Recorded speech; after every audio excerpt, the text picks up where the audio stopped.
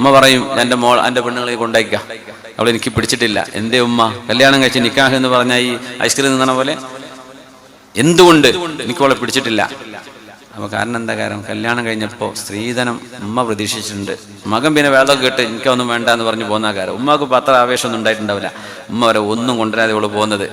എന്നാ പിന്നെ അവളെ മൂത്തച്ചിയോ അവൾ എത്ര കൊണ്ടുവന്നു?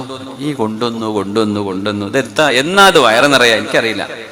ഈ കൊണ്ടുവരന്നെ വരുമോ? കൊടുക്കണ പരിപാടി നമ്മൾ ആലോചിക്കണില്ലല്ലോ. പ്രസവിച്ചാലും കൊണ്ടുവരണം, കുടിരിക്കലിനും കൊണ്ടുവരണം, തക്കാരത്തിനും കൊണ്ടുവരണം, കല്യാണത്തിനും കൊണ്ടുവരണം. ഇതിങ്ങനെ വാങ്ങിക്കൂട്ടൽ തന്നെ പരിപാടി.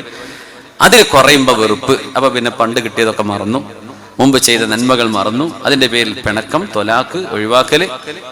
അങ്ങനെ ഒരു ഉമ്മ മകനോട് ഭാര്യനെ ഒഴിവാക്കണം എന്ന് പറഞ്ഞാൽ മകൻ ഒഴിവാക്കേണ്ടതുണ്ടോ? ഇല്ല. എന്തേ? അവരെ ചെയ്യുന്നത് അള്ളാഹ്ക്ക് ഇഷ്ടമല്ലാത്ത പണിയാണ്. അബ്ഗദുൽ ഹലാലി ഇലല്ലാഹ്. അതിനനുസരിക്കേണ്ട കാര്യമില്ല. ഉമ്മാനെ വെറുപ്പിക്കേണ്ട, ഉമ്മാനെ വിഷമിപ്പിക്കും വേണ്ട. പക്ഷേ അള്ളാഹുവിന് ഇഷ്ടമില്ലാത്തൊരു വിഷയത്തിൽ അനുസരണ വേണ്ട. ലാ ത്വാഅത ലിമഖ്ലൂഖിൻ ഫീ മഅസിയത്തിൽ ഖാലിഖ്.